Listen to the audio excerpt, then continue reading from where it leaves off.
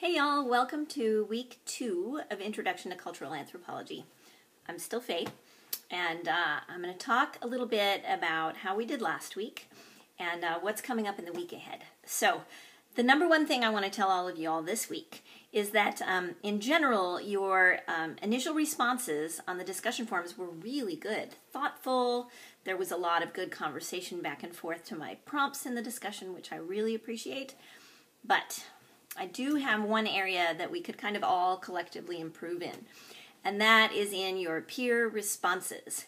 I want to say that, as it says in my discussion expectations, that I really expect you to engage with the material on the peer responses in order to get a good grade on that portion of the assignment.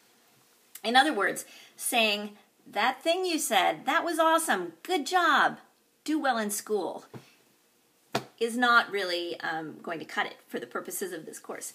What I want you to do is actively engage with what the other student said and with the material we're reading this week. So let me give you an example of that.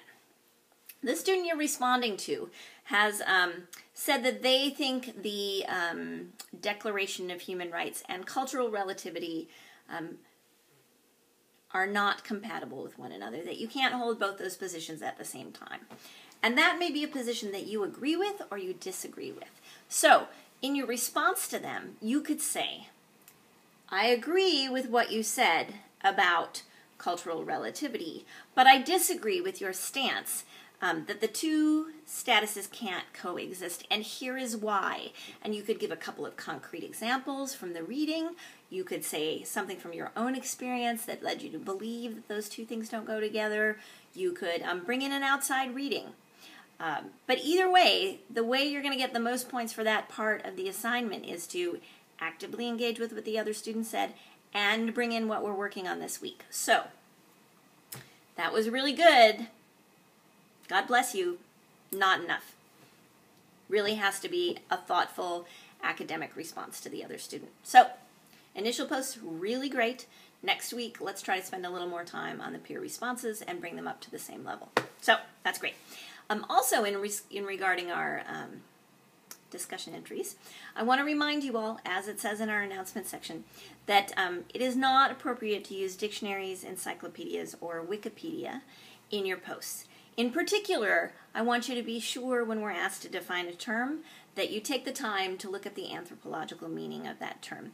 Because even though a general dictionary or some other source might have a perfectly legitimate and true definition of that word, it's not going to be in the same context as what we're talking about in this class. For instance, assimilation in the dictionary sort of just means becoming part of another thing, right?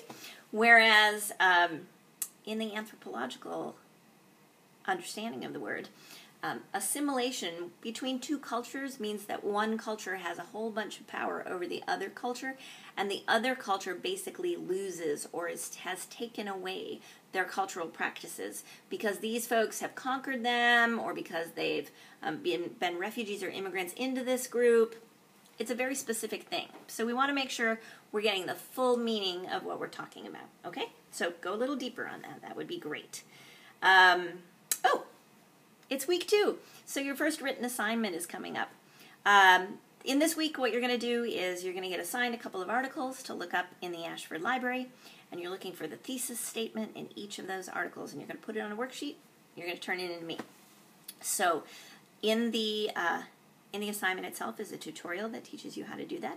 There's also some really helpful links, specifically to UNC Chapel Hill's Writing Center, which is just down the road, about 20 miles from me, that helps describe what a thesis statement is.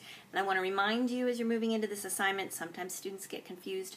You're looking for the author's thesis statement in their own words, not your paraphrased understanding of what the thesis statement is. So that'll help you get a better grade on that.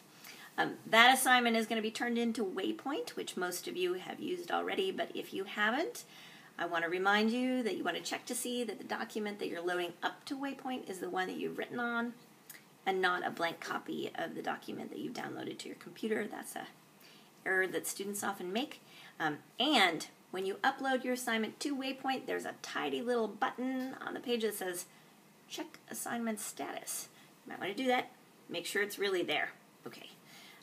Oh, because this is our first written assignment, the late policy for written assignments comes into play here.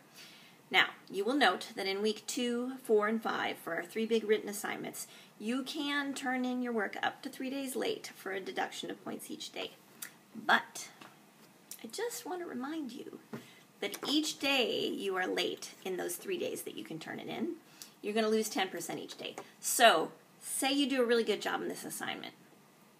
You turn it in before the end of Monday, you get an A on the assignment. But if you don't turn that same A work in until Tuesday, you're going to get a B. And if you turn it in on Wednesday, you're going to get a C. If you turn it on Thursday, you're going to get a D. So,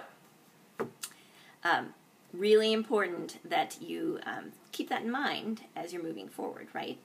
Can turn it in late, but it's going to have a significant impact on your grade. And this assignment we're having in week 2 is 10% of your total grade, so worth doing a good job on. Let's see. Oh, week 2. We are going to talk about race and linguistics this week, which I've always thought is sort of a weird combination of topics, but those are the topics we're going to take on this week.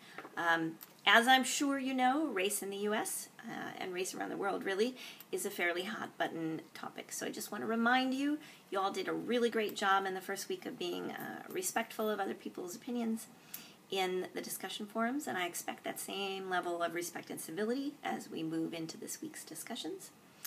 And I want to remind you, as always in this class, although you are welcome to disagree with the anthropological point of view, your discussion post must clearly show that you understand the anthropological point of view, even if you disagree with it.